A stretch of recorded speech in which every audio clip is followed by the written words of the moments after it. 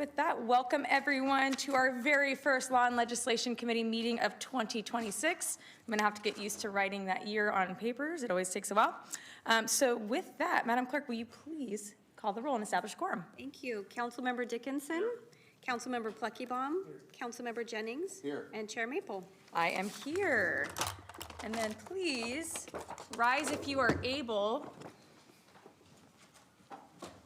Please rise for the opening acknowledgments in honor of Sacramento's indigenous people and tribal lands. To the original people of this land, the Nisenan people, the Southern Maidu, Valley and Plains Miwok, Patwin Wintu peoples, and the people of the Wilton Rancheria, Sacramento's only federally recognized tribe.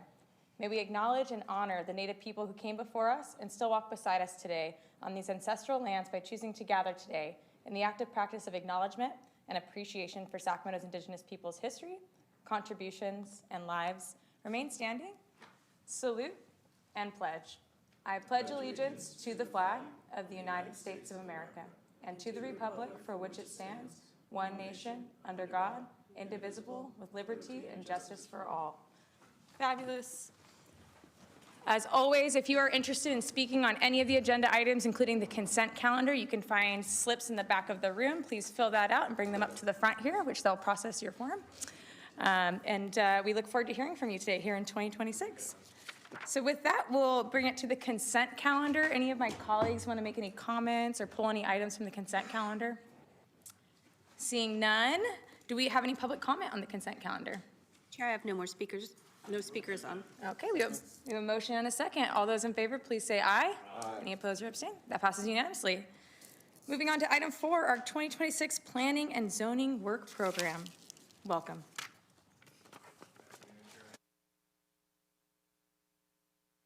Director with the Community Development Department, and I'm happy to present the 2026 Planning and Zoning Work Program. So I'll give you a brief background on just the process of developing this program, some program accomplishments from 2025, and some work program highlights. So we start with a presentation of this program, draft program, to the Commission in September and get feedback, questions, comments. And then we come back to the Commission. There's actually an attachment in the staff report with some of our responses to their comments and questions. And the Commission in November forwards the program on to Council. But before we go to Council, we make a stop at this committee to get any feedback. And then Council approves the work program at the end of this month, ideally.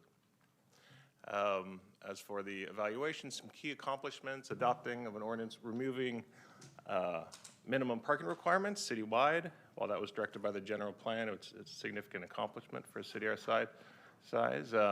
We created a small developer incubator program, updated the universal design ordinance, and then as well as met a key milestone of updating the vision and guiding principles for the River District specific plan. Other projects we've initiated is the Central City specific plan update. We've done a lot of work on extreme heat mitigation planning in partnership with the Urban Land Institute in Sacramento County. And then also we initiated the Food Literacy Urban Farm Community Action Plan, which I can get into in more details in a second. Some work that was not anticipated was the additional analysis for the Planning and Development Code update, co-sponsoring state legislation to extend the timeline to achieve urban level of flood protection for the city. And then also the Urban Land Institute Technical Exchange program, which required a lot of background information and collaboration with the county. Some key programs for the 2026 Planning and Zoning Work Program was organized by citywide policies, housing policy, neighborhood and community planning, climate and equity, and some of the ongoing work we do. So in terms of citywide policy, a key program this year is rezoning land to implement the 2040 general plan, as well as having our zoning code consistent with the general plan. So this will involve consolidation of residential zones, incorporating permanent missing middle housing standards, and then allowing more neighborhood commercial uses in our city, encourage walkability and the like. Each year we respond to quite a bit of state legislation. We have a omnibus ordinance coming to council tonight to incorporate a lot of that work, as well as another coming in the fall of this year. There's just an annual tune-up of our zoning code, keep things streamlined. As for housing policy, we would like to move ahead with a state law that allows the sale of ADUs in the city. So really, it's ordinance work, but also consideration of unintended consequences of conveying a piece of property within another piece of property. But I feel like we're on track with that. Backyard cottages on wheels, or ADUs on wheels. So in the image on there, on the more of the left side of the image is what we're looking at, design considerations and what we need to do for permanent connections if someone were to bring in one of these housing units into their backyard. So another effort to expand the development and use of these affordable, attainable dwelling units.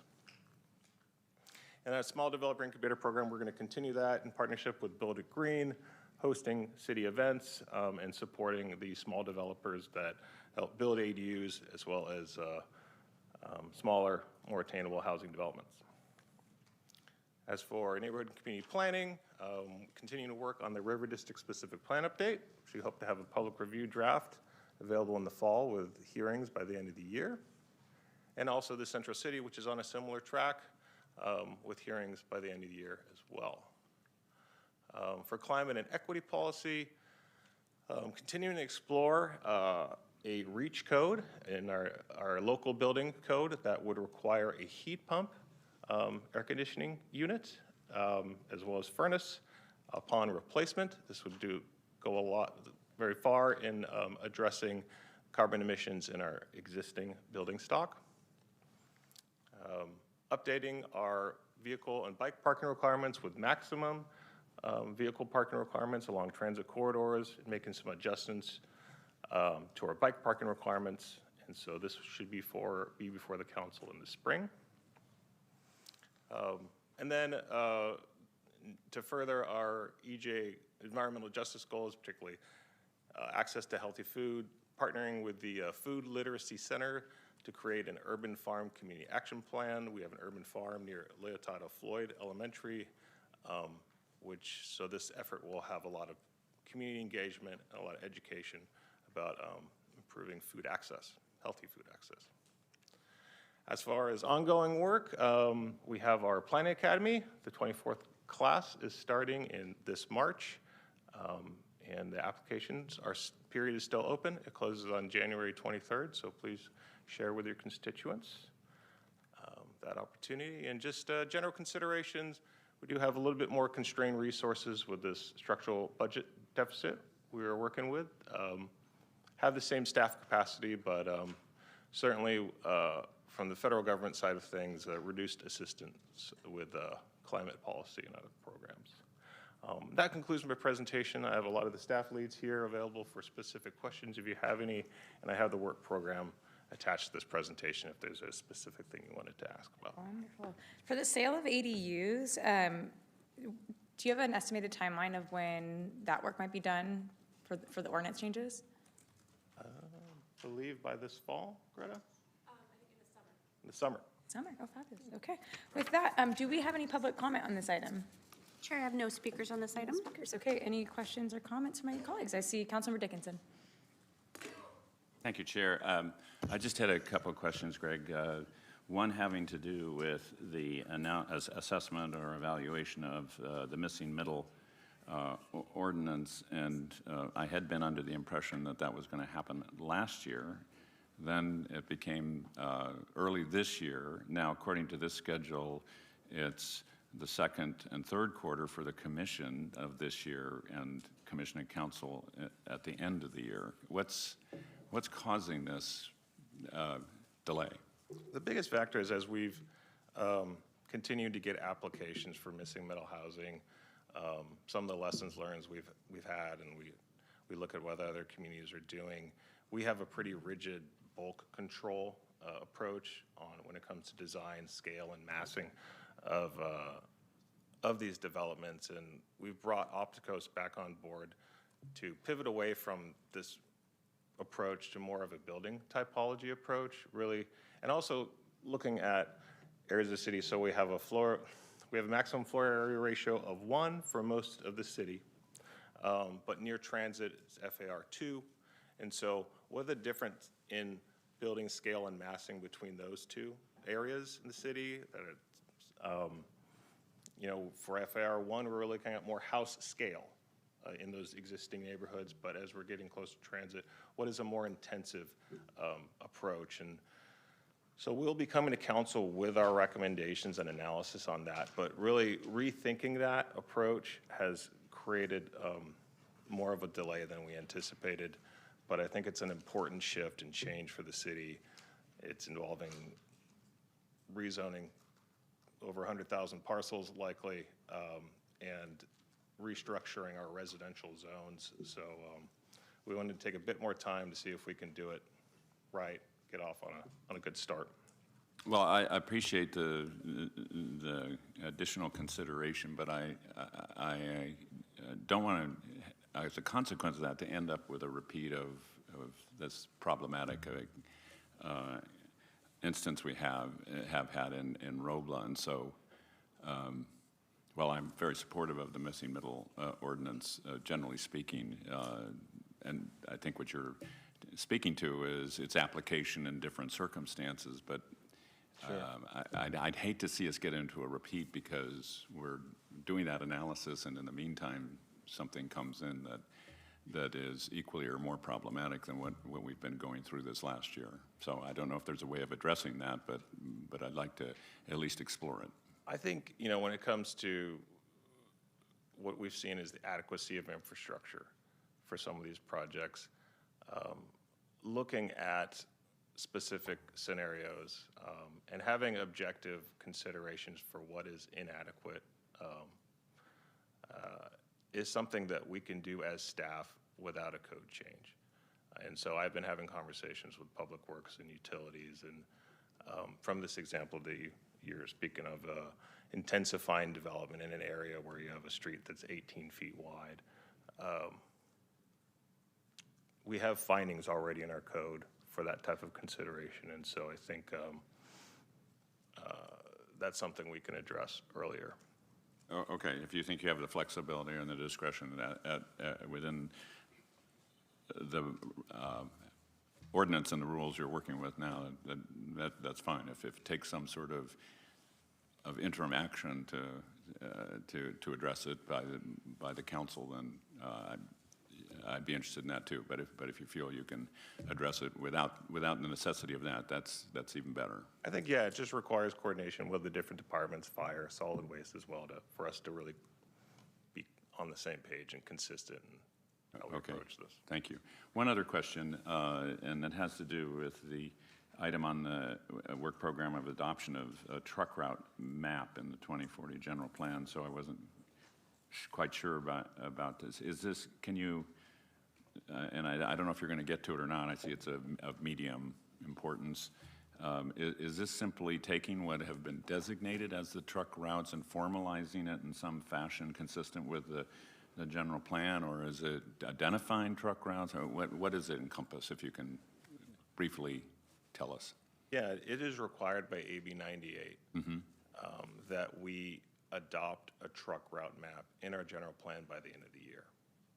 So we have to take what has been identified outside of the general plan and have it formally adopted there. So that will be completed by the end of the year. Otherwise, so is that solely a internal exercise, or is there a community engagement element of it, or how does that work? We certainly can.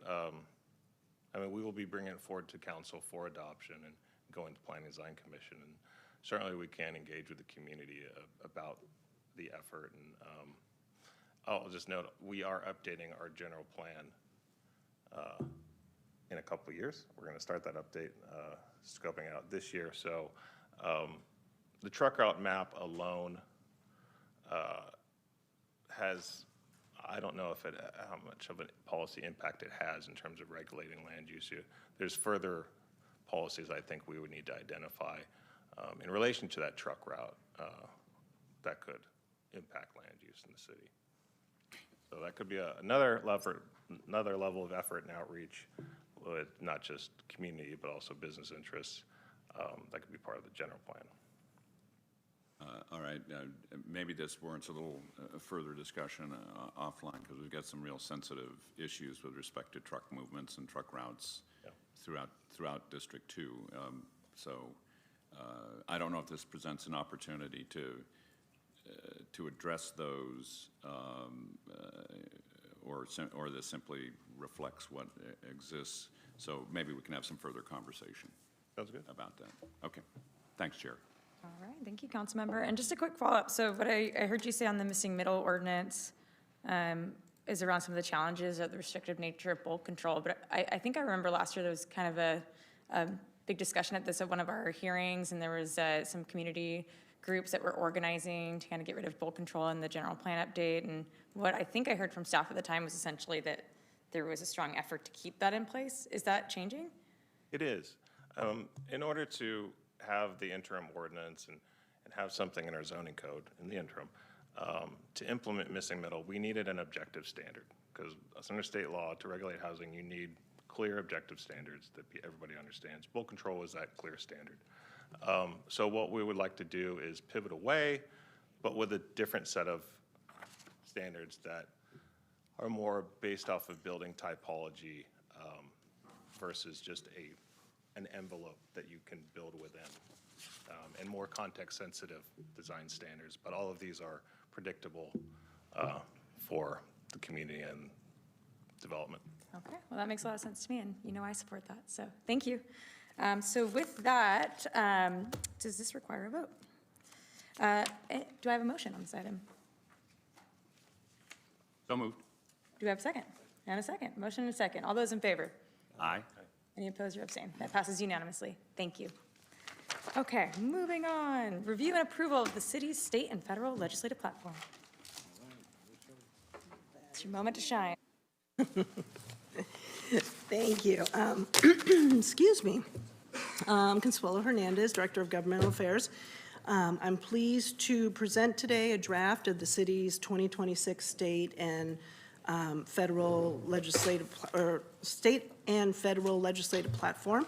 Also have our state lobbyist here, Ross Buckley, and between the two of us, we'd like to provide a review of 2025 and a preview of what we're seeing in 2026. So kind of makes sense to me that we do that first. And then go from there. So we're going to be tag teaming. I'm the federal person. He is the state person. Ross is the state person. I'll start off with just a review of 2025, what we saw at the federal level. I will try to keep this as succinct as possible. The city's primary focus in 2025 was maintaining funding for our critical programs. There were various threats to that funding. I think we've been successful, having joined lawsuits and having some of the proposals working their way through and not ultimately going into effect. We did not have a budget pass in fiscal year 25. As you know, it was a continuing resolution. We had earmarks submitted. Those did not make it through. The one big thing I will say in the federal level that happened was the passage of H.R. 1. That's the one big, beautiful bill. Key for us in there was the expansion of low-income housing tax credits, as well as the reauthorization of opportunity zones. We currently have opportunity zones in Sacramento, and we'll be working to make sure that we're part of the reauthorization. So that's kind of it at the federal level. Not much legislative activity, lots of activity in general. So I'll hand it over to Ross for the state. Thanks, Consuelo. Good morning. Thanks for allowing me to present here. Unlike maybe the federal level, the state had a lot of legislative activity this past year. I think, like Consuelo, I'll start with a kind of a recap of 2025 and then provide a glimpse of what we expect for 2026, and then kind of bring it back on how all this affects the city of Sacramento. So first, to my point of there being a lot of legislative activity in the state of California, a total of 2,350 bills were introduced in the year of 2025, so a lot of bills. Notably, 1,250 of those bills were introduced within 4 days of the introduction deadline, which I know many of you know that's not unusual. It's just kind of the nature of the business, but a lot of last-minute bill ideas were coming before the introduction deadline, so a lot to deal with. As you know, those get amended late in the session, so it feels like we're constantly dealing with new bills every month or every week. As a reminder, this last year, both the Senate and the Assembly both agreed to lower the bill limits that an author could carry to 35 bills for the 2-year session. So we expect a much lower bill count this upcoming year because a lot of legislators introduced still 20, 25 bills in the first year. Now, there's still room to work on some of those bills under the 2-year process, but overall, we expect a slightly lighter amount of bills coming into this year. You know, I won't pause because when you look at last year, you sometimes define what happens in Sacramento by what crisis is happening or what's the big news that's happening. And it was just last week that we had the 1-year anniversary of the LA, Southern California wildfires, which was dominated a lot of the conversations in the early part of last year, whether it be funding or rebuilding or whatnot. But also the conversation was all around affordability and how do we tackle the affordability issue in California. So that was really what defined the early part of our session. You know, as we moved into kind of the summer months, we talked a lot about the budget process, but towards the end of the year, really 2 things kind of dominated the end of the session. One was the redistricting effort for California, and then the second one was the cap and trade or cap and invest, which we call it now, which really took up kind of the last couple weeks of session in earnest. I would say that was probably the most significant legislation that was passed at the end of last year. It extended the cap and trade program through 2045. It delivers the largest electricity bill refunds in decades. And the reason why we did this is it was set to expire in 2030, but the auction revenues were declining and there was uncertainty about the extension of the program. So the legislature felt needed, and the governor, to extend the program to kind of provide that certainty in hopes that, we start to see those auctions turn around and the program, fully strengthened. What I have never seen in the 16 years that I've been working here, we actually extended the deadline for session at the end to make sure we could complete that deal. It was set to adjourn Friday at midnight. They went till about 1 to 2 a.m. on Friday and then came back bright and early, I believe, at 9 a.m., so they only got a few hours of rest before they come back, but then they did a small package of bills on Saturday morning, which actually, interestingly enough, affected when the governor could sign. The governor got an extra day to sign or veto bills last year. Looking at kind of his actions last year, he got sent a total of 917 bills and signed 794 of those bills, vetoing only 123. His historical veto rate was around 14%. That was a little less, 13.4%, so we saw slightly less vetoes from him this last year. On the budget side last year, obviously we were facing another budget deficit, about $12 billion. This was largely driven by what the governor dubbed as the Trump slump, which he predicted a $16 billion budget downturn over a several-year period. So the legislature worked hard to balance the budget. Kind of as we turn the calendar to 2026 and what we're looking at as they come back, the legislature obviously returned last week. They are jumping right into business. They have what are called the 2-year bill schedule. So they're having, I think there's 7 or 8 committee hearings happening as we speak right now as they deal with bills that need to get out of their own house, which they were introduced last year, before they kind of get back to regular business. This year, February 20th is the last day to introduce new bills for the upcoming session, so we expect a lot more bills to introduce in the next month here. And then kind of lastly, on 2026, the governor had his last final State of the State address where he actually presented to the legislature for the first time since 2020. And then he had on Friday of last week, he had his Department of Finance director present his proposed state budget. Now, there was a lot of headlines coming out last Friday. I think kind of the top line numbers. The governor had previewed in his State of the State that the state had 42 billion more revenues than what we're expecting. However, once you kind of dig into those numbers, the state still is facing about $2.9 billion budget deficit. And there's some, the Legislative Analyst's Office today just put out a report about how they view the deficit being much larger. In November, they said the deficit was closer to $18 billion. And again, that's not unusual for the LAO and Department of Finance to use different numbers. That's part of the process we use, but there is quite a bit of discrepancy this year. kind of bring it back to Sacramento and the work that we were able to do. This was another successful year for the city of Sacramento. This committee's leadership, along with Mr. Hernandez, we were able to work on a number of issues, including the HAP dollars, the $500 million last year. It's proposed for another $500 million in the governor's budget this year. When there was $0 when we started last year, proposed in the state budget. We were also able to work on the Ice Street Bridge with the city of West Sac and some of our partners to get funding for that. The city also sponsored Senate Bill 639, which allows permitting to continue where the flood work's being done. It was an important bill that Senator Ashby carried for the city. Another bill, SB 720, which we actively supported to help kind of our traffic safety issues in the city and allowing red light cameras to continue and kind of re-envisioning that program. We also had a number of bills or budget wins, $350 million in healthy rivers and landscapes, $183.2 million for funding for water quality, safe drinking water, tribal infrastructure, and $28 million Prop 4 allocations for groundwater recharge and in-stream flow projects. So a lot of good wins on the budget side. Looking forward to this next year. I know that we're already talking about some legislation around retired annuitants and working with our public safety friends in that front. Obviously, we are looking at this new budget shortfall and some of the challenges and opportunities that will present. And kind of lastly, for 2026, right before the holidays broke, it was announced that Senate Pro Tem Monique Limon was appointing our very own Senator Ashby as the majority leader in the Senate. So with her new role, that will provide some more opportunities for the city of Sacramento as we move forward. Completes my verbal report, and happy to answer any questions. Thank you. Thank you so much. And I can wrap up with a preview of what we're seeing on the federal level very quickly. As Ross mentioned, redistricting was a big thing. If it holds up in the courts, we will have a third House member, which should be interesting.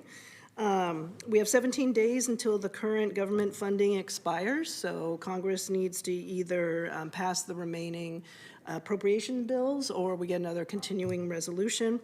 And it looks like there could be some agreements on most of the bills. State and foreign operations and homeland security look like they could be a sticking point. They're becoming much more politicized, so there could be less of a chance to get an agreement. If they are able to wrap up the budget, we assume that fiscal year 27 is going to start in earnest. A couple big things that we expect to see: the surface transportation reauthorization process is going to begin. The current authorization expires September 30th of this year, and that was the IIJA, the Infrastructure Investment and Jobs Act. The House Chair of Transportation and Infrastructure has made it clear that, the next surface transportation bill will focus more on traditional forms of transportation. Those are your roads, your bridges, your highways. Look for less funding for bike, ped sort of improvements. Let's see, housing. We've had a couple bipartisan bills released in the Senate and in the House. They're looking to do everything, streamlining federal reviews of interest to us, incentivizing local governments to address barriers to housing development, increasing veterans' access to federal housing programs. The goal is for the Senate and the House to come together to craft a comprehensive bill this year. I know that there was a lot of concern about proposed changes to the continuum of care funding, primarily the part that would have reduced the amount of funds that could be used for permanent supportive housing. That seems to have gone by the wayside for the moment. We're operating under previous rules. So we'll see if the administration tries to move forward with the regular process of implementing those changes. Couple other quick things: reauthorization of the EPA Clean Water and Drinking Water State Revolving Funds. It's unlikely that when this is reauthorized that the funding will be as high as it was before. There are plans to introduce and pass the 2026 WRDA Water Resources Development Act. And we're looking at FEMA reform, and as always, my personal favorites, looking at the earmarks that should be submitted this year with the hopes of getting them included in the fiscal year '27 budget. So, if you have any questions for me and Ross on the update, if not, I'm happy to move to the actual legislative platform item. Yeah, let's take questions really quick. I just have one quick one on the HAP dollars at the state level. I know that obviously, thank you for your work last year to get us from 0 to where we are now. But we do know that, obviously, 500 million is less than $1 billion. And we're hoping to get that fully funded amount. So just curious about your thoughts on, is that a possible path forward, or do we think that we're going to continue to see these cuts happening to HAP year over year, and should we be planning for that? Yeah, so I think first, right, 500 million last year, 500 million this year. Well, it's funding round 7 at that kind of traditional level. I think the governor and the legislature have been very clear that they need to see, and he even said it in his presentation, we need to see accountability measures and we need to see progress. And that has been one of the things that they've really focused on, and trying to, show and demonstrate that, hey, we keep sending a lot of money to cities and counties. What is the progress? So I think that that's going to be a continued conversation this year. Is what does those metrics and what did those oversight issues look like before they even distribute those dollars? So I think that's going to be the most important conversation this year. While I do think we can still get additional revenue for the HAP program, because I think it's a worthwhile program. There's extra scrutiny this year on how it's spent. I do find it ironic that, he's asking for progress while touting the progress of the reduction of homelessness in the state, but that's just my opinion. So moving on, Councilmember Dickinson. Thanks, Chair. I also had made a note about the HAP funding, and hopefully there's a coalition that's continuing in place to advocate for at least getting back to $1 billion for round 6 on HAP funding and looking at round 7. But I think that's got to be an area of emphasis. What I had made a note of, and looking at the platform, I didn't actually see, so let me know if I missed it, I didn't see a reference to advocating for HAP funding or for other housing funding, including, it would be great to see an increase in tax credits at the state level. I think they've been running around 500 million annually. That is a essential element of financing for affordable housing, as you know. We could certainly do a lot more if the tax credits were increased. So as I say, I just didn't see those things reflected specifically in the platform. And did I miss them, or? No, you didn't miss them. This is a transition over to the platform. Under the housing opportunities for every level of income, a commitment to reducing homelessness, we don't list every single specific issue that we may have. So HAP would be covered under, efforts to address homelessness, to increase funding. Let's see. I mean, that category looked more programmatic than financial to me, and looking at the bullets. But Yeah. I understand you could say it's within the penumbra of those items. I think the financial side on housing at the state level is so important that I would tend to call it out. Okay, so there is an item increasing funding for affordable housing and expansion of the low-income housing tax credit and other funding mechanisms. Yes, and so I did miss that. Okay. So no worries. Yeah. And just so you know, the goal isn't to, we kind of straddle the line between having it be broad enough but not so broad. Understood. So we don't, but no, we've. Understood. And I don't want to fence us in, certainly unnecessarily. As I say, I just think some of these things are so significant that they merit individually being identified. The other, in a related vein, I'd say, historic development tax credits, which we're supposed to be funded for, as I've understood, 4 years. We're only funded for 1. There were 2 grants made to projects in the Bay Area, so nothing here or anywhere else in the state, for that matter, got them, and they have not been funded in subsequent years, including, I think, last year. So that's another one that makes sense to me to try to advocate for, because we have a number of historic properties that are capable of adaptive reuse, but they're going to need funding, help, and tax credits, are a huge part of any package of funding that people can put together. So I would simply ask that we look at including that as well. The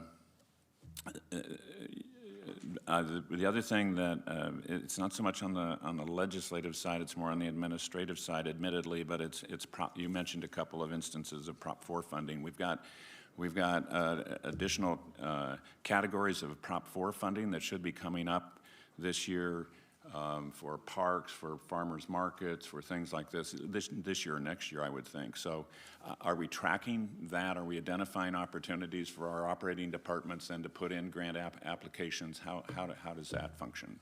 Yes, we are tracking that. The legislature, I think in 3 separate actions last year, allocated about, I believe it was $3.5 billion of the $10 billion overall thing. And then again, our staff over here has been great at notifying and being aware of those issues. Obviously, we've been advocating the legislature for our local projects here to see priority, but it's something we are tracking quite closely. Okay, that's great. I would just add, I know that I believe it was CNRA already had a webinar when it was passed. We had staff from various departments participating, so whenever those opportunities arise, either they make me aware, I make them aware, we all make sure that we're tracking so we can take advantage of whatever opportunities there are. Thank you for that, because there's not a lot of money out there to be had, and this is one source that can really help if we can get a portion of it for a number of critical projects throughout the city. So it's any source of funding is, and your town legislature, it's everyone jumps on any opportunity. So it's something we've been making sure that the city of Sacramento and our region has a fair shot at, 1. And then 2, as I talked about in the 2-year bill process, we've already been in support of a bill to kind of help expedite that funding getting out. Already even yesterday it was up in committee. So we're kind of attacking it from both ends. Good, great. My last request, and actually this came more in relation to the correspondence item on the consent calendar, but could you give us just a summary, not at the moment, just after this meeting, at some point in the next 3 days, whatever, a list of the 2-year bills that you're still following, tracking, and both tracking and advocating on? Of course. Yeah, be happy to. Okay. Great. Thanks. Thank you. Great comments. So with that, I know we're going to move to public comment next, but I just wanted to say, I know you're very busy. Thank you, Ross, for coming to City Hall and for providing an update. I know it's very, very busy over there. There's a ton going on. Thank you for representing the City of Sacramento's interests always. Please go get us a lot more money. So we'll let you go. Bearing any other questions, thank you for being here. Thanks so much. Appreciate it. With that, any public comment on this item? Chair, I have 2 speakers on this item, Lambert and Chris Logston. Welcome, Lambert. Welcome back.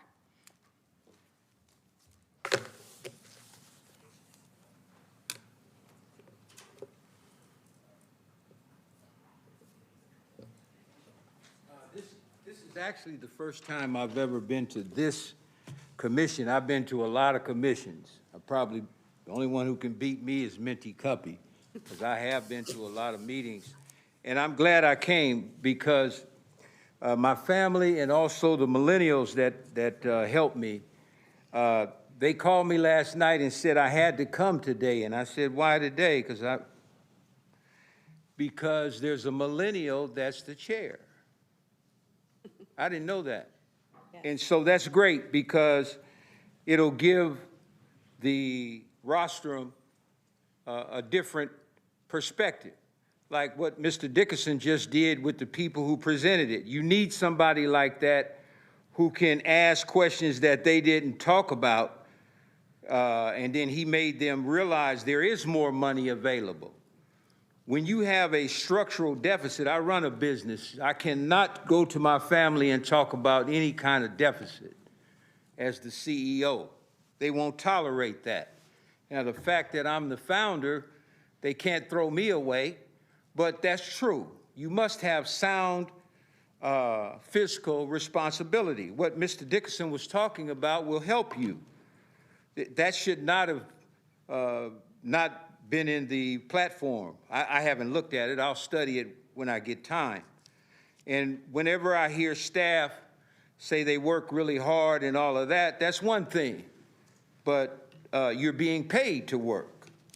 So just get the job done, and then you'll get the reviews and compliments you deserve.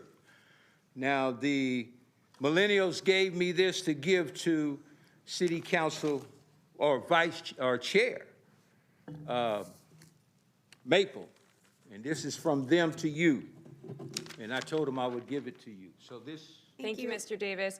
I also think you'll be pleased to know that there's actually 3 of us millennials on the city council. So, you know, the millennial, but I think the next, you know, you need to get in with Gen Z. There's some of them in the audience here. They know what they're talking about. Okay. Thank you. Well, as long as cheesecake's involved, I'm not a socialite. Chris? Welcome. I'm a millennial too, actually. So we're here. Good morning, still morning. Those who don't know, Chris Larson, Policy Manager at the Anti-Recidivism Coalition, ARC. I'm in the Sacramento office. That's my hat right now. I'm going to step out and go to lunch and then to put on another hat and come back and give some other comments in a little while. But I just wanted to speak on item 5. This will be quick. So really, you know, the platform that you just discussed, it shapes what Sacramento advocates for on housing, behavioral health, workforce access, safety net funding, all of these things, all of which directly affect reentry outcomes. And by reentry, I mean those who are reentering our communities after incarceration, 90% of whom, 90% of the people who are in prison and jails right now will be coming home. Okay? So, I'd just like to encourage you, and we'd like to encourage the city to ensure that its priority supports stability and opportunity for people who are returning home from incarceration, and to lift that up in the policy that you support at the state level and at the federal level, and of course here locally as well. And thank you for your time. Thank you. Chair, I have no more speakers. Okay, so I'll bring it back to the committee for additional. Thank you, Chair. I support the proposal as the platform is drafted. 2 things I want to highlight very briefly. For both our planning staff and legislative advocates, anything that we can do to streamline housing, CEQA reform, building code reform, anything on that space, we need to push aggressively on. And then this year is off to a rough start on a lot of metrics, including our vehicle safety metrics. If there's anything we can do to accelerate admission into the automated speed enforcement pilot program, I went to San Francisco over the holidays, saw how effective that was there. I think that would be a great addition to the sort of quiver of opportunities that we have for enforcement. With that, I'll move the proposal as drafted. Dickinson. Well, I'll second the motion. I just want to add a quick cautionary note on changes to CEQA and streamlining. There can be unintended consequences. So I would just offer a thought that maybe not push full speed ahead on anything that comes up, but with due deliberation and consideration. That from my point of view. So I have a couple specific things. One, I actually agree with Councilmember Dickinson on, I know that the obviously our housing opportunities and homelessness, reducing and ending homelessness has a lot of buckets. It includes the tax credits and CalAIM.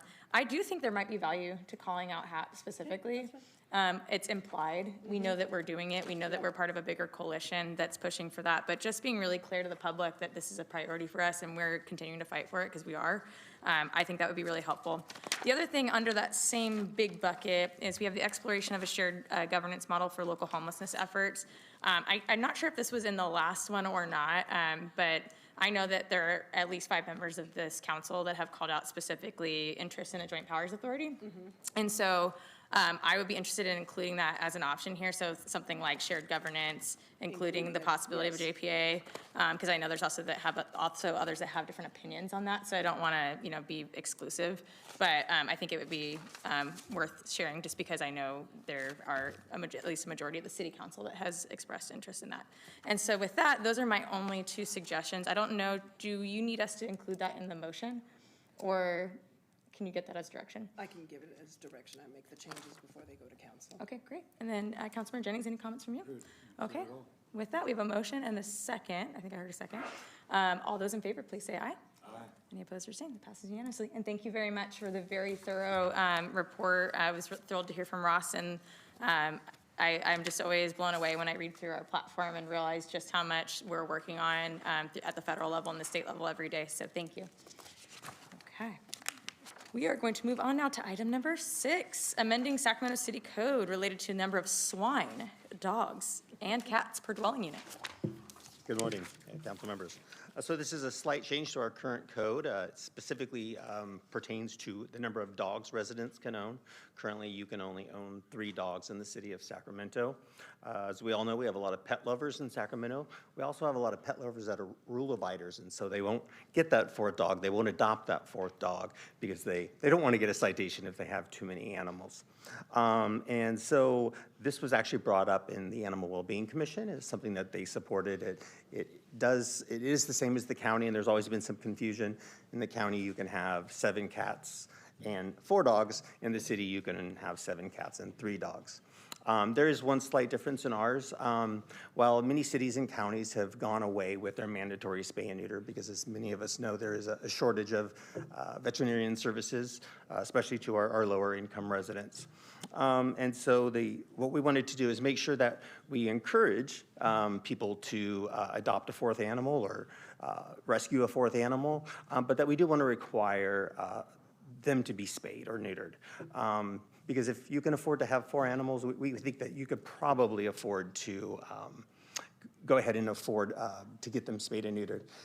The second part is, as I mentioned, rescuing and sheltering. Again, we have a lot of law-abiding, rule-following community members that come to shelters and rescues, and they would love to get that fourth dog, but they won't because the organization is monitoring how many animals that they already have currently licensed. And so that is another plus. So we're not doing a sweeping across-the-board mandatory spay and neuter, but putting a little bit of effort into making sure that we're getting to the right place, especially until we can get to a point where we don't have this lack of access to affordable spay and neuter care. And as a byproduct, the more animals, more dogs that are in homes, that's a little bit more licensing revenue for the shelter. And we're already seeing a drastic increase in licensing compliance.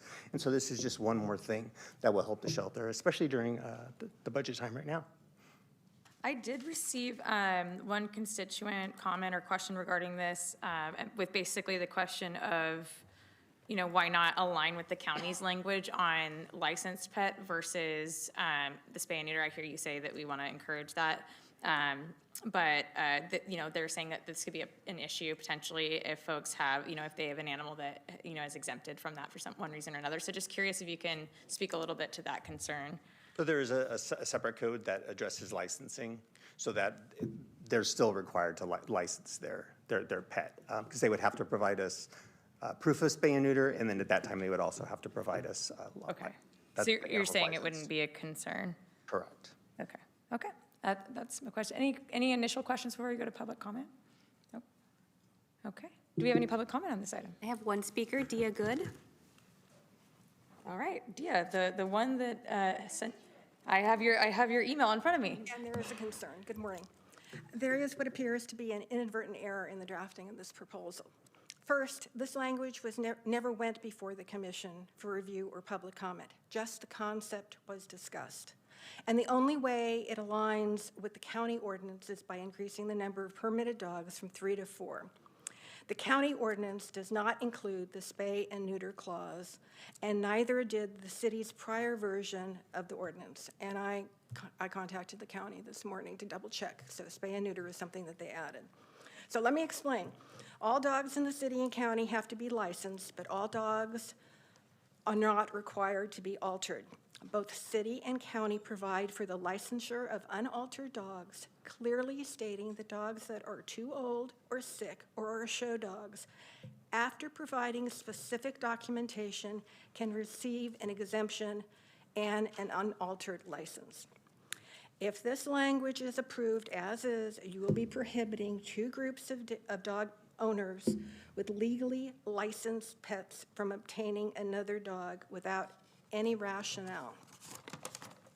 The shelter states that they can override the spay and neuter requirement as set forth, but in reality, they have no authority to do so.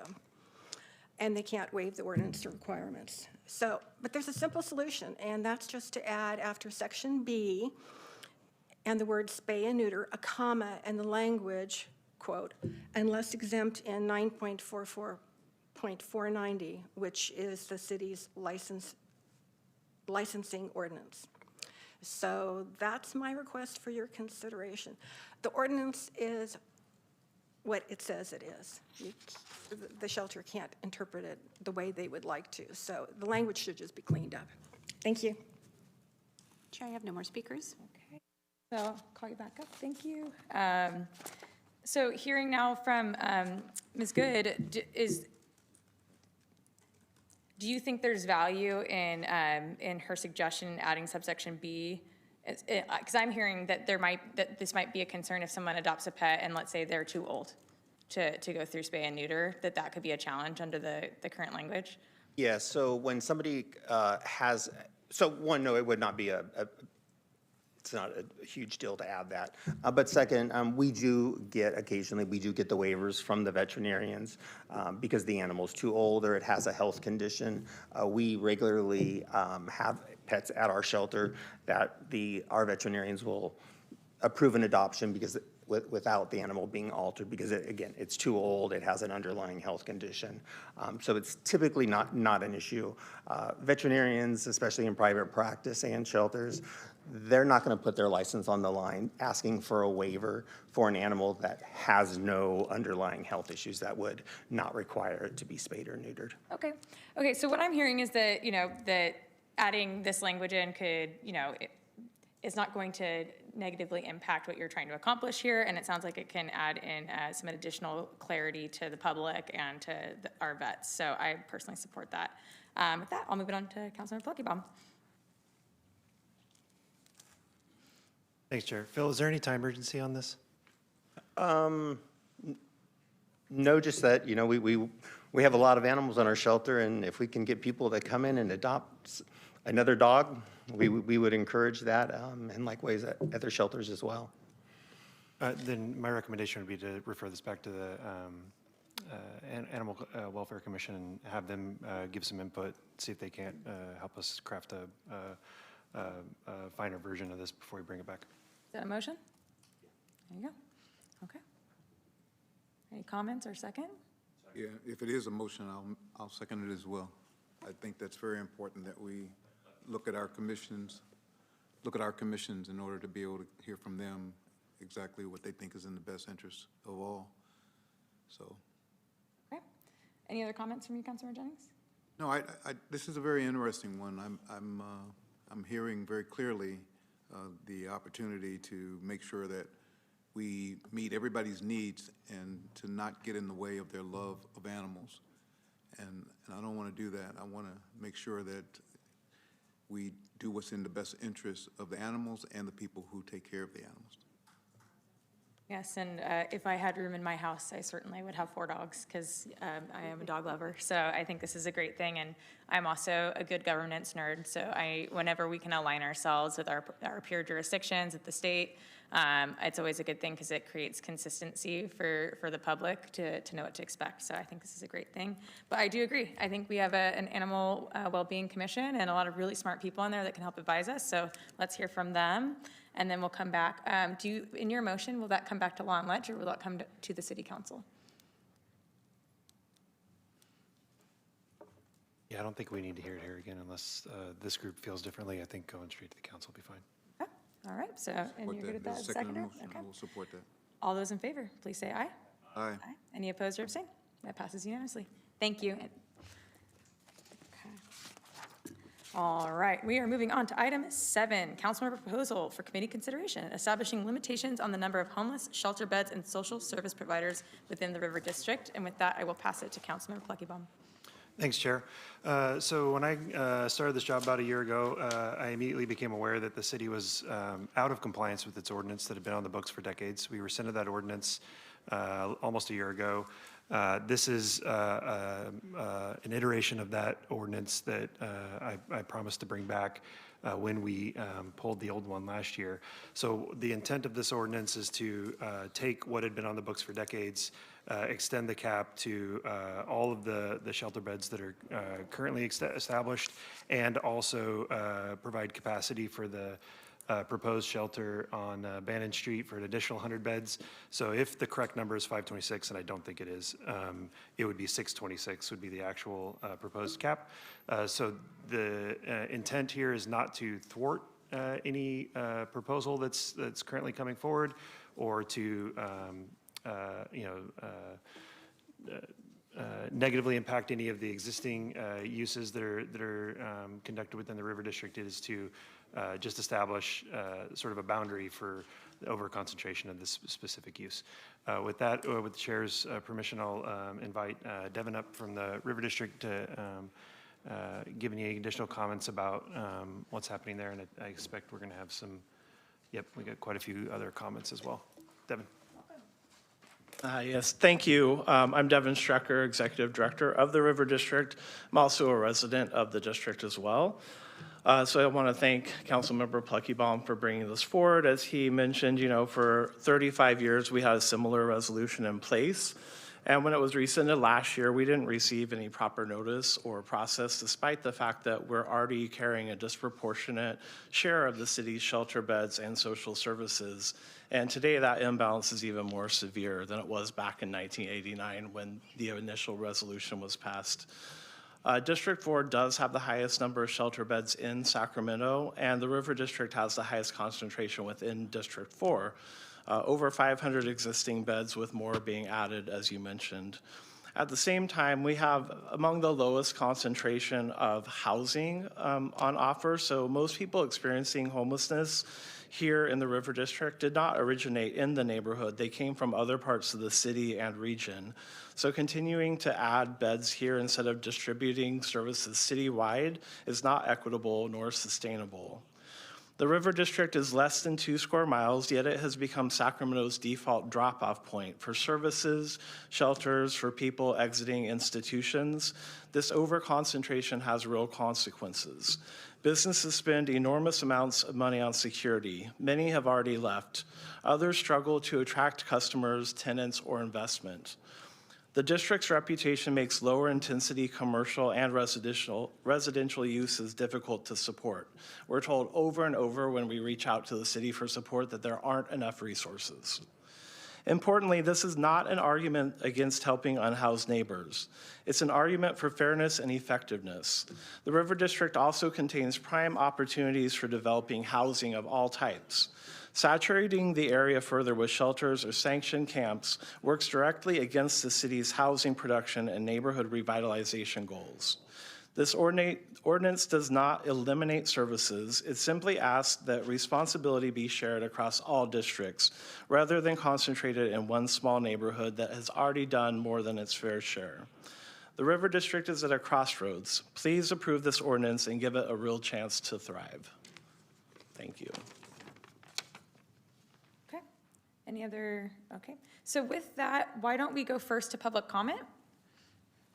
Thank you, Chair. I have 5 speakers: Vershank Masai, Angela Hassel, Greta Lisson, Skylar Henry, then Melody Hitt. Vershank.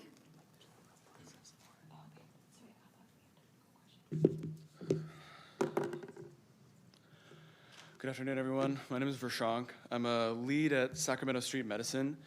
So we provide medical care to the encampments of many of the unhoused residents throughout the River District. And I want to share my perspective on the proposal to limit homeless shelter beds and service providers in the district. I can empathize with the concerns of thefts and a stigma surrounding the district, because I think that people deserve to live in safe and clean communities that can thrive. But my experience in the field actually leads me to believe that preventing the expansion of housing and social services will only exacerbate these issues in the region.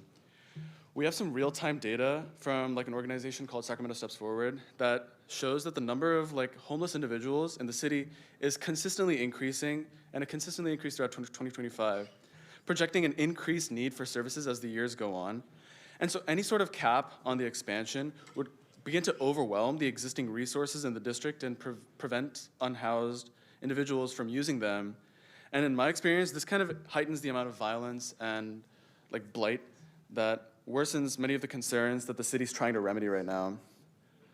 There's an amicus curiae brief that was submitted by the social scientists leading up to Grants Pass versus Johnson that shows that separating unhoused individuals from social services increases violence and something called survival crime, which includes petty theft and trespassing.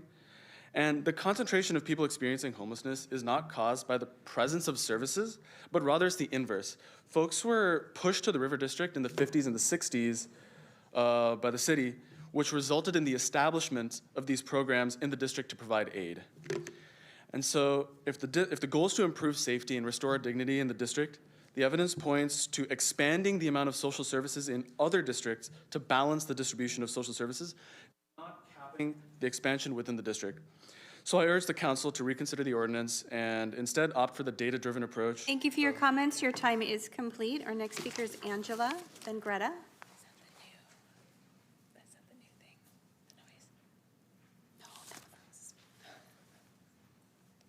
Welcome. Good afternoon. I'm Angela Hassel. I'm the Executive Director of Sacramento Loaves and Fishes, one of the key providers in the River District. And we oppose this proposal, and we urge this committee to pass a motion denying the proposal request. This proposal rests on the fact that the River District has a significantly higher homeless population than other districts, and we know this is true, but it's also a political and a historical reality dating back to the 50s and 60s as folks living on the streets are pushed out of downtown and out of Old Sacramento into what is now District 4 and the River District. It's a situation the city created long ago. And nearly all of us service providers that exist in the district, we are there because this is where the people we serve were forced to live. Capping shelter beds and limiting any expansion of services doesn't do anything to solve homelessness. It merely pushes the problem back into other districts while leaving room for further criminalization of poverty and homelessness. Displacing people with misguided policy like this proposal is not a solution, just like sweeps are not a solution. We already know our guests at Loaves and Fishes don't travel very far for services. For example, folks served by the Churches of Midtown Heart regularly report that Loaves and Fishes is too far for them to travel for a meal. It's roughly 1 or 2 miles, between 1 and 2 miles away. By limiting services in the district, this proposal cuts people off from any potential life-saving services and leaves them to suffer further. If they don't occupy one of the current 526, maybe 626 existing beds, they're left at the risk of the city's harmful enforcement practices. Without services, people quite literally will continue to die on the streets, and they already are.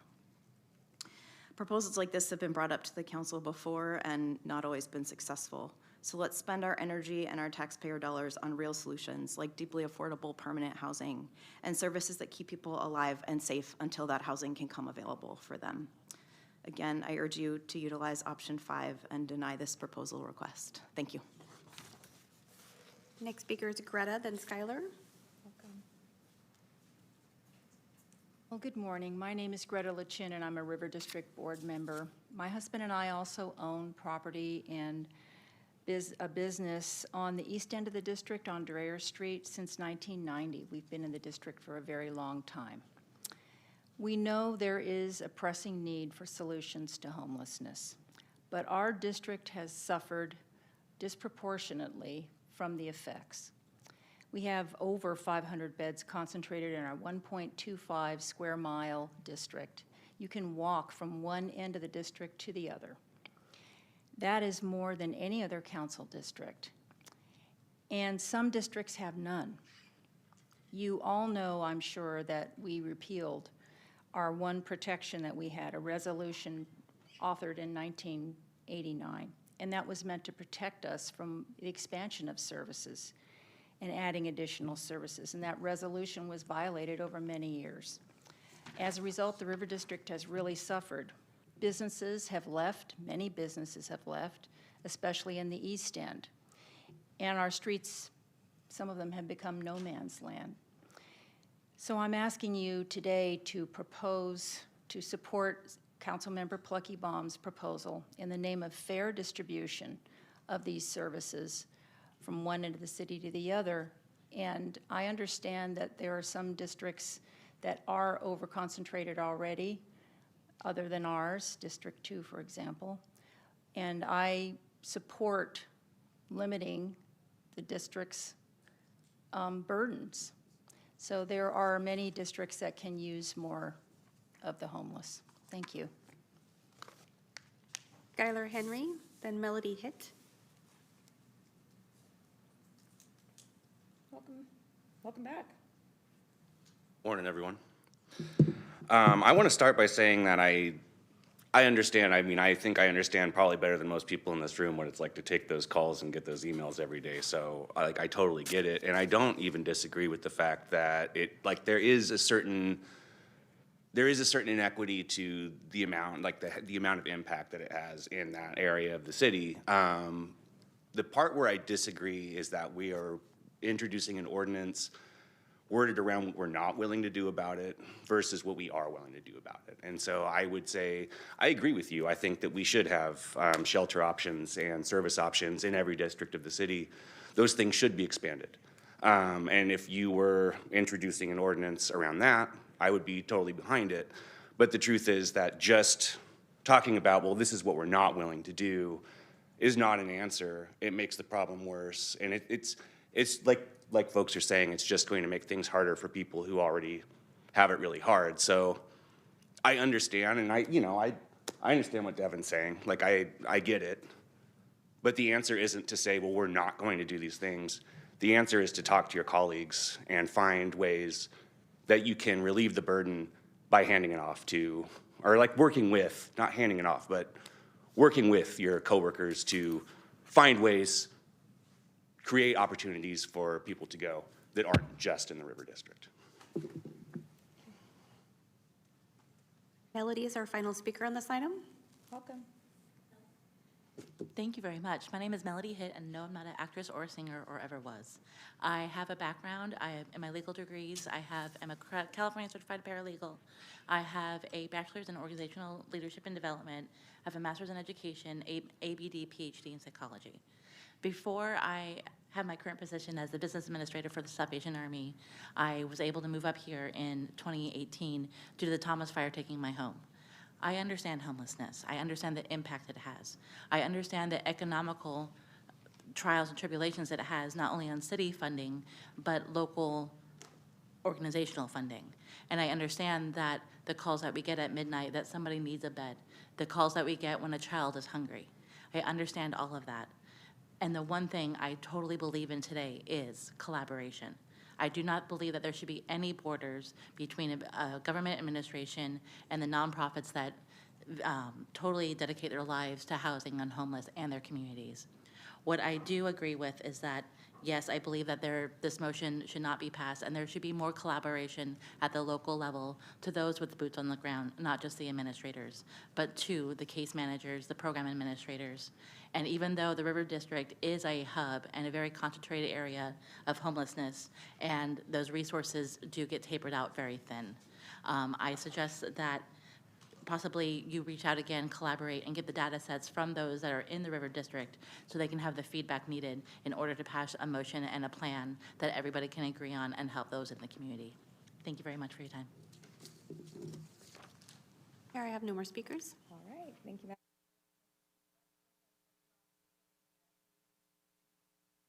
Thank you, Chair. I'll be quick.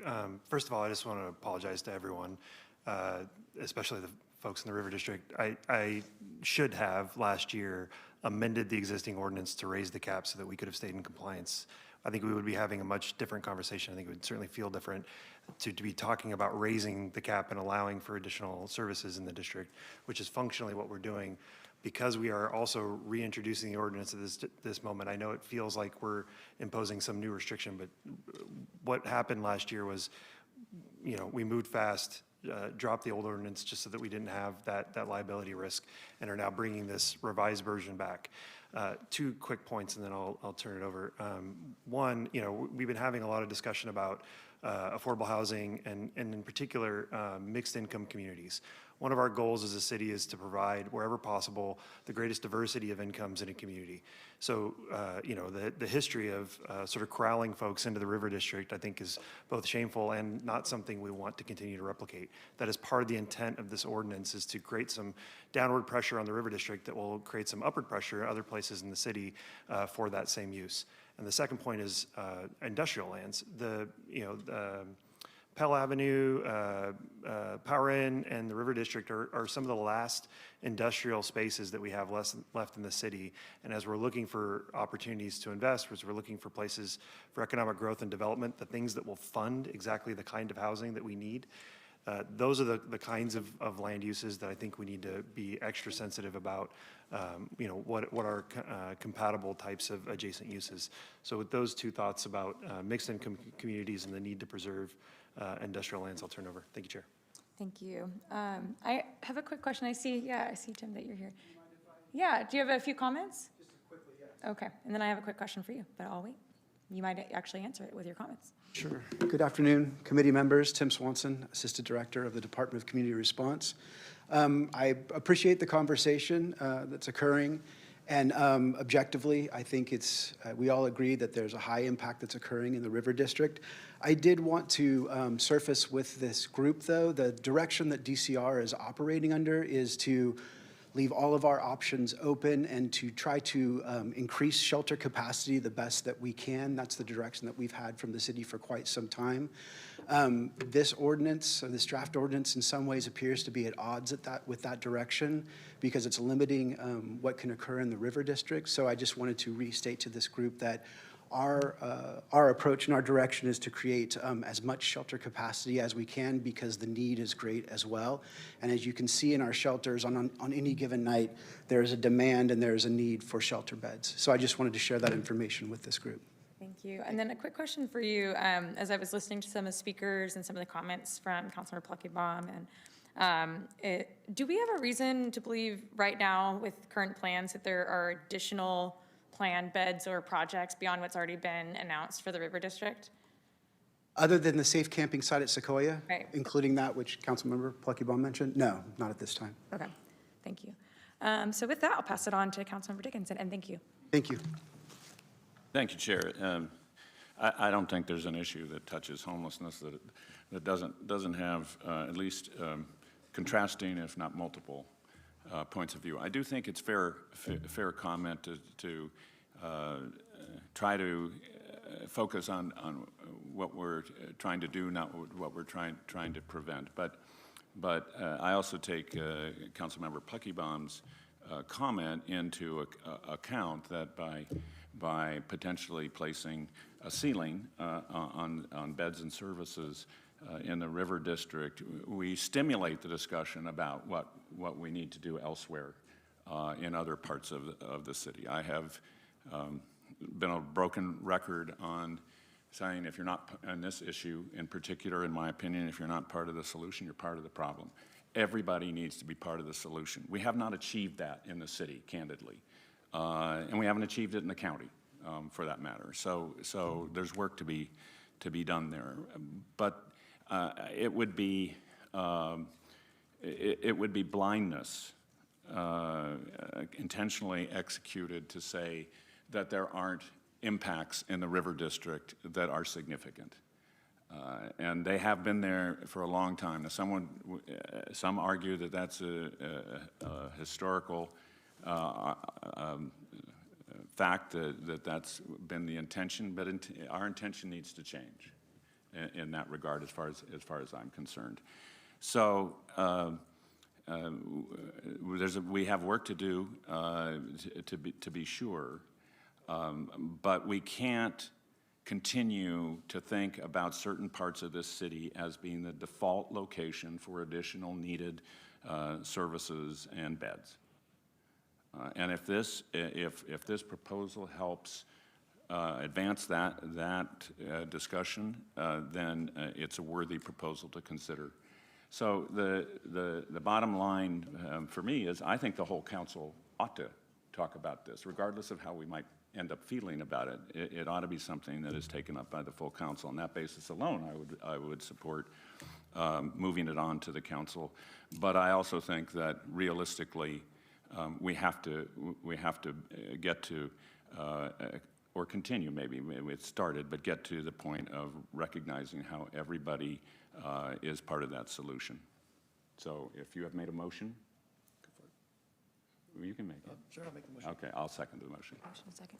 Okay, Councilmember Jennings. I was trying to make sure I heard the motion before I did speak, because I heard the motion. So if I can hear that clearly again? Moving it forward to the council for consideration. Okay, so I'm in deep support for that, because when I look at the options that are on the table, denying the proposal is not an option as far as I'm concerned. Deferring the request is not an option. But sending it back to the council and finding what are the options to deal with this as we continue to deal with it throughout the entire region, way beyond just District 4, makes sense to me that we come back and look at it together as opposed to you by yourself dealing with this. And so I'm more in favor of us as a council dealing with this issue in the River District, but also throughout the entire city and region. So I would be supportive if that's the motion that's on the table. All right, thank you. I think I will be in the minority here, and that's okay. But I want to say first that I have a deep respect for you, Councilmember Pluggeybaum, and I know exactly what you're trying to accomplish here, and I really do sympathize with what's happening in the River District. I am there all the time, and I think Councilmember Dickinson's comments are spot on. We would all be fools not to see that there has been a concentration, absolutely, and that has had impacts on businesses, on the community members that are there. This is my concern. One, that this council years ago, and granted prior to when you both were here, gave authority to our city manager to cite locations for homelessness, whether that be shelter beds, whether that be other housing resources and programs. And the reasoning for that at the time, and I still stand behind that vote, is because it's very political. Whenever a new site is proposed and it would come to the council, and it would, if it ever got that far through the politics behind the scenes, it would be disastrous. And it made it incredibly challenging for us to actually open up enough sites, enough beds for the number of people that are experiencing homelessness in our city. That is still the case. However, with that action that we took several years ago, we have seen the politics decrease. We've seen the ability for our city manager and that administration to be able to find sites and actually move people off the streets and into programming and shelters that they need.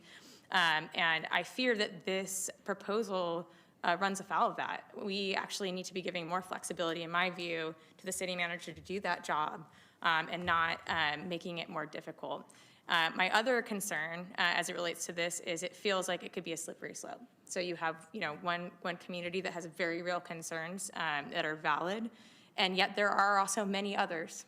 I can see Councilmember Dickinson here. I can see many other places in the city of Sacramento that could make very strong arguments in the same way, and that a cascading fall of other ordinances that make it even more challenging for us to continue to cite places. And so I feel really strongly from like a good governance standpoint and from a policy and practice standpoint that it's not the right thing to do to continue to cap or to place caps.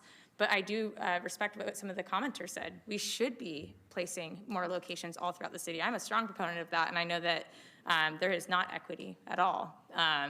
As a district that has a shelter in it and other options, like there are challenges that come along with it, but we all have to be a part of the solution, and I want to continue to do that. So I'm going to be voting no today with respect, but I see where the votes are on the table. I know this will be moving forward, so I just hope that you keep some of those comments in mind as we move this forward to council. So with that, we'll take a voice vote. Madam Clerk. You have a motion by Councilmember Pluggeybaum and a second by Dickinson. Councilmember Dickinson. Councilmember Pluggeybaum. Councilmember Jennings. Aye. And Chair Maple. No. Thank you. That motion passes. Okay, thank you. And so we'll move on to item 8, Councilmember Proposal Request for Committee Consideration, ROVA Community Plan. And I am assuming that is you, Councilmember Dickinson. Okay, I'll pass it on to you. Thank you, Chair. This is a proposal from Councilmember Kaplan and me to ask the, I guess that to direct the planning department to undertake a community plan for Robla. And this request is made for a couple of reasons. Robla is potentially, possibly a unique part of the city of Sacramento. It's an area that was largely and truly up until relatively recently rural and semi-rural in character. It does not necessarily fit well in all instances with what we accept as standards for the rest of the city. It has always been considered in the larger context of North Sacramento when it has some unusual and different, if not unique, characteristics about it. It is an area that is for some time now been in transition, and yet that transition ends up being more piecemeal than anything else because there's really no community vision for the area. Councilmember Kaplan and I believe that a community plan would be appropriate and even essential to guiding the best type of and nature of development for the area, for defining what the vision is, for incorporating the community elements that the community would like to have. And I think Councilmember Kaplan shares this view. We don't see how we get there short of a community planning effort. I do want to note that we've seen a comment or two of concern that there hasn't been sufficient engagement of the community to this point, and I think that arises from a misunderstanding that what we're doing is adopting a plan, or that we have preordained what that plan might be. So I want to underscore that as you, as my colleagues all know, this is the very beginning of the process, and one that would include significant community engagement and involvement. So with that, I would ask that you support the request that we move this onto the full council. I would also, just in doing that, mention that this does not come as a surprise to the planning staff. For anybody who's wondered about that, there have been extensive conversations with the planning staff regarding this proposal, and we even, with the help of the planning staff, held a community meeting a few months ago now to get some sense of community sentiment about some of the issues related to going into a community plan. So, of course, I make this, as does Councilmember Kaplan, this request with the recognition that just moments ago we passed on the work plan for 26, and the planning department would certainly appropriately be asked to comment on their ability to incorporate moving forward with a Robla community plan within the resources that are available, and that would be, of course, relevant to the timing and progress of it. But if we don't start, we don't never finish. So if it's acceptable to the chair, I would make a motion that we send this request on to the full council. And I'll second that. And with that, do we have any public comment, Madam Clerk? I have two speakers, Lambert, then Justin Wilson.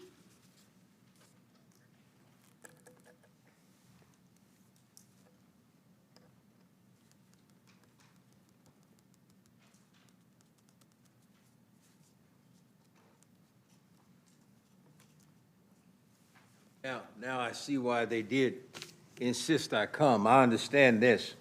This is District 2, and District 2, when Alan Wayne Warren was here, I really learned a lot during his stay here.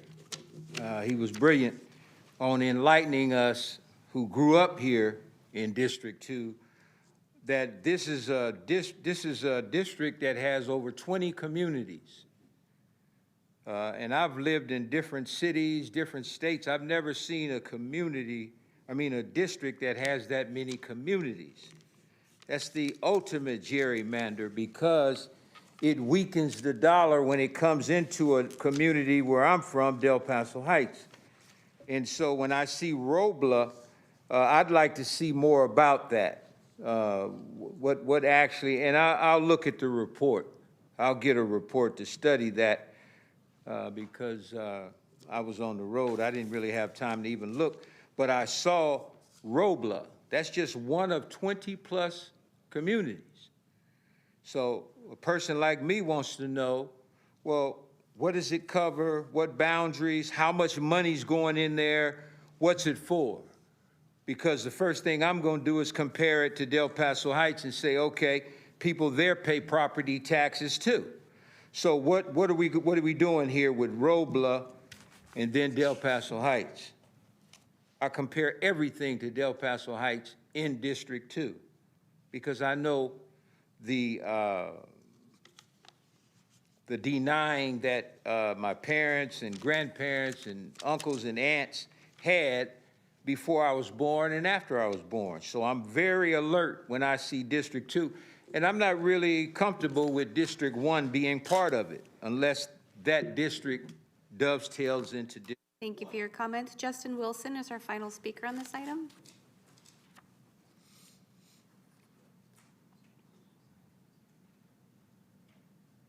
Morning, everyone. My name is Justin Wilson. I'm a volunteer for the Robla Neighborhood Association. I was asked to be here to speak on this and to request that you pass motion 3, sending the matter back to the council member. We feel like we've been excluded from this. The Robla community already had a plan. We've been pushing this for years, and since this has gotten put forward, we've been excluded. So we would like more clarity and be more included in what's going on.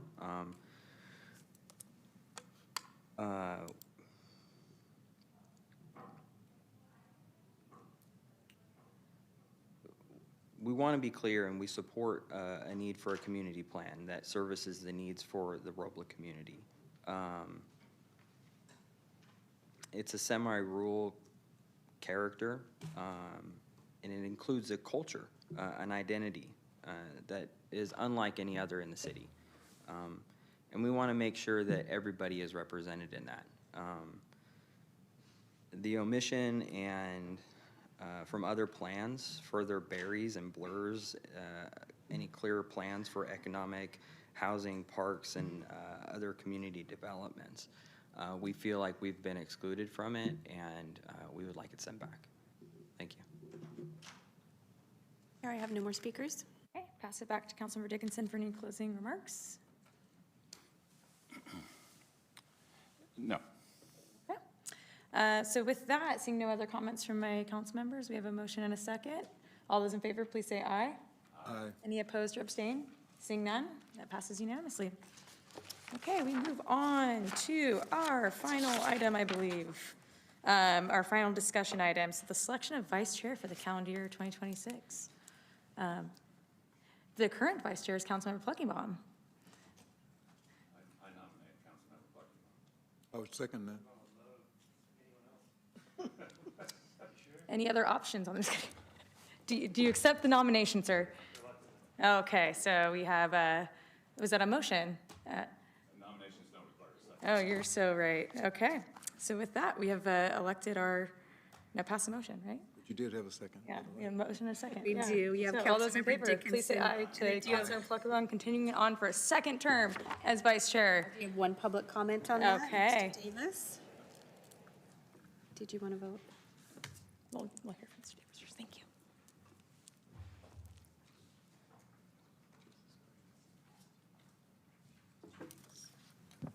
For the record, you do such a good job. It is the easiest vice chair. Bingo. Sputtering me up. Welcome. Yeah, I wanted to comment on the vice chair because I wanted to study who you are.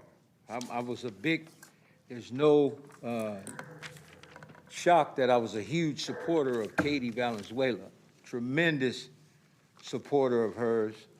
And she was very, very alert at the rostrum. She never, rarely did she leave. And I've expressed my concerns about you leaving. And I would hope that you would be more respectful of people like me, because for me to come here at 11 o'clock, it's a reason why the millennials didn't come. They work at 11. And I'm self-employed, and they really had to convince me to come here. So whenever someone comes to the audience like me, who, as you look in here, there aren't too many people left from the public,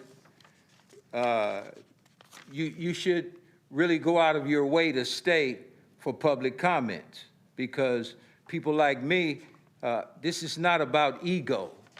This is about a principled approach by me. And because I am a native, I expect that in return. You get paid, I don't. So all I'm asking is, if you're going to represent District 4 as a vice chair, keep that in mind, because when you go to city council, a lot of people are starting to study you. They really are, because they were huge fans of Katie Valenzuela. So there's a comparison as always. Thank you for your comments. Chair, I have no more speakers on this item. So we'll do that again after public comment. All those in favor, please say aye. Aye. Aye. Any opposed or abstaining? That passes unanimously, and really thrilled to be serving with you again, Mr. Vice Chair. So with that, we do have 7 public commenters for not on the agenda, so we'll be taking those now. Just a note for my colleagues, and if there are any listening in the back rooms, as soon as we're done with that, we are running late for our closed session, and so we'll ask the members to come in here so that we can adjourn into closed session, and then we'll go do that. So, Madam Clerk. Thank you, Chair. I have Lambert, and Jarrett Hill, Carlos Ramirez, Fred Barnum, Chris Logston, Chris Cannon, and then Justin Wilson. This one, I really do want the rostrum to pay attention, because it's public comments. It's only 2 minutes. You can make that.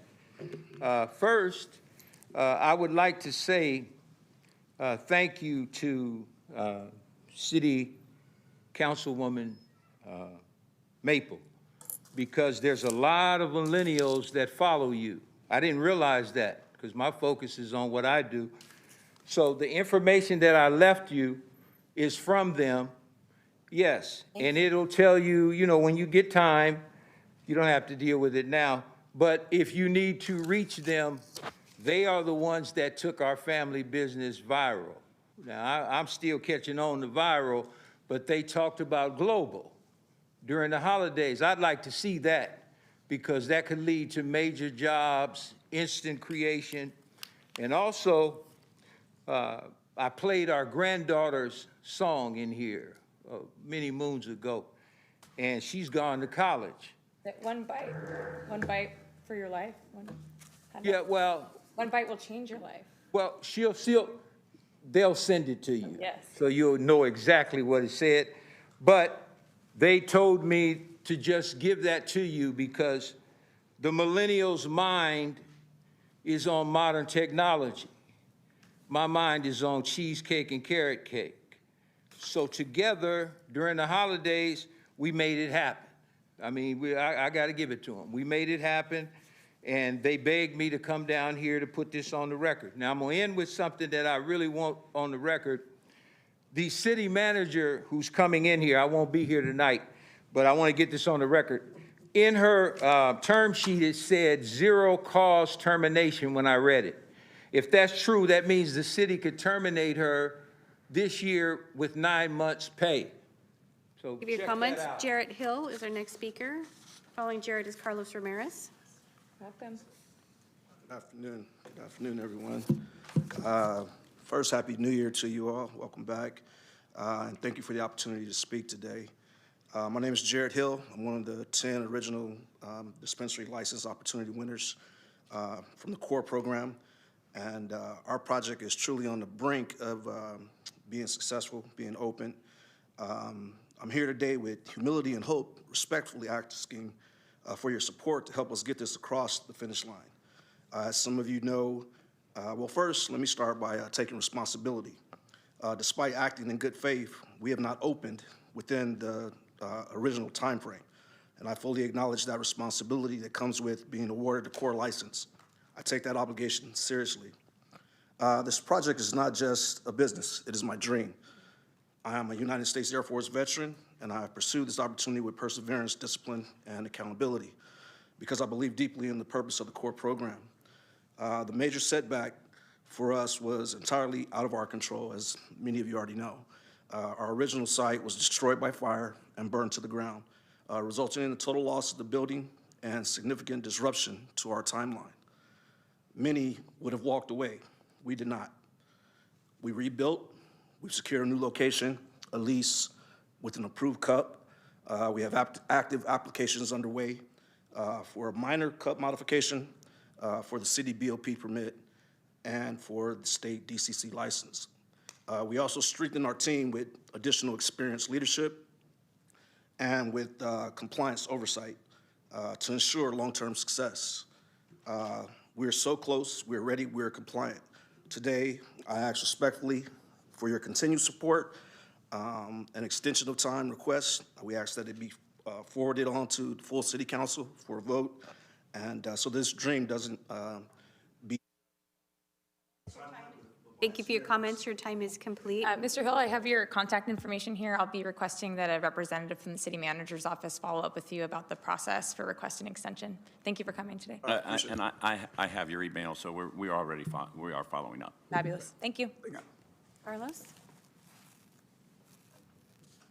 Good afternoon, committee members. I'm here in support of my colleague, Jarrett Hill.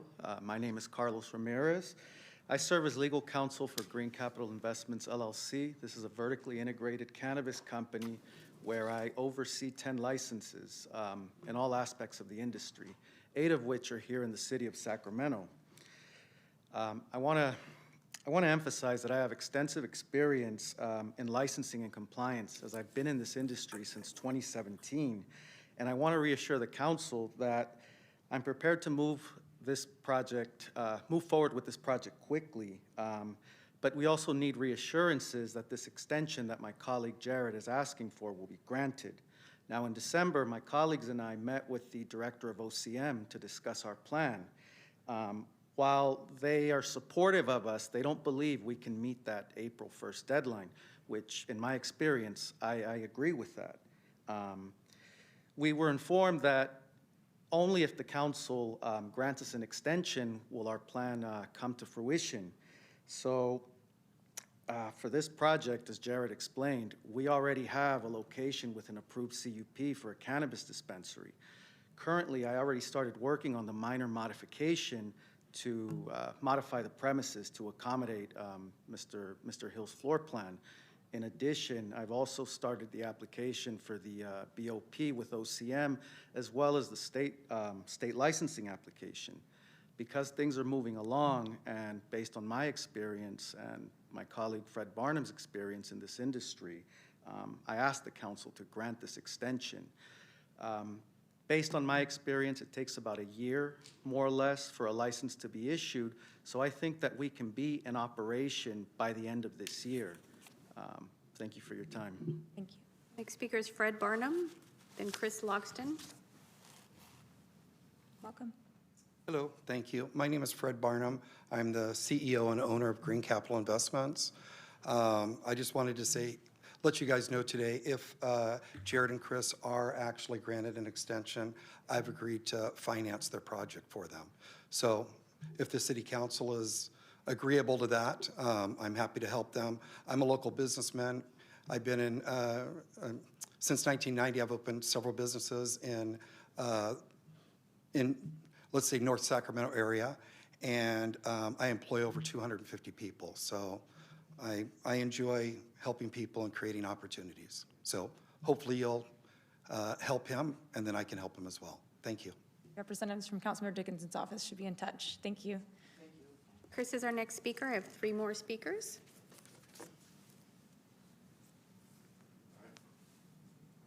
Back up, Chris Lawson, lead organizer with the Coalition for a Just and Equitable California. This is my other hat right now. I'm here also as a Sacramento resident. I actually wanted to and this maybe could have came in item 5, but I just want to provide an update on a bill that is going to take effect, or has taken effect as of this week, and that we wrote, the state bill, Senate Bill 515. This applies to every city and county across the state. It requires by the 1st of January 2027 that this city and this county and others, update your hiring systems and create a new category of data collection for people who are employed by the city and county who are descendants of people who were enslaved in this country. I just wanted to ask the question we pose when we're taking visits at the state and other places too. How many people in District 2 are descendants of people who were enslaved in this country? How many of the kids in how are the kids in District 5 who are descendants of people who were enslaved in this country doing in school? What about the mothers in District 7 in the hospitals? How are the mothers who are descendants of people who were enslaved in this country doing in the hospitals? There is 0 answers. 0. Okay? We don't know. Okay? So we've been working to change that over the past several years. It's related to some other work that I'm doing for the state and for the city as well, related to reparations. It's important. This is important to that. But this is important just because I'm a descendant of people whose ancestors built this country. My ancestors came here in the 1700s. We fought in every single war. It's disgusting to me, I have to say, that we weren't even being counted as people until this year. So, just want to make you aware of that. It applies to the city and county. We're happy to help you implement it. And Thank you for your comments. Chris Cannon, then Justin Wilson. Welcome. Good afternoon to the chair and members of the committee. Thanks for allowing me to speak today. My name is Chris Cannon. I'm Jared's partner in the SAC project, the core project. I just wanted to come up here and just express my feelings about where we're at right now. The project is not just one person's dream, but it's a shared vision between Jared and I. We entered the program with good faith. We've invested personal resources and with our trust in Sacramento's commitment to equity. We've faced several setbacks, as you all well know, that would have ended most projects, but you all well know that we didn't walk away. We stayed committed, we rebuilt, and we moved forward. So today, this project is very close to becoming a reality. We've secured a new location, lease, assembled an experienced dream team, and we have our permits in place and licenses in progress. The foundation is in place, and we're ready to deliver. So respectfully, we're leaning on you all for your support to cross the finish line. An extension would be the difference in the success story here, okay? And so please don't let this dream go up in flames like our first project. Thanks for your time, service, and commitment. Thank you. Thank you. Justin Wilson is our final speaker this afternoon.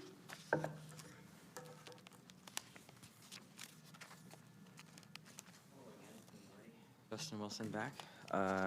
I spoke at a Law and Ledge Committee meeting last year about the vacant lot program, and it's a program that's been affecting me and others in my community. And in that meeting, it was proposed that we have a stakeholder meeting for the vacant lot program. I know that they were trying to expand it, and I personally have a lot of concerns on that, especially with everything that I'm dealing with and some of my other friends in my neighborhood.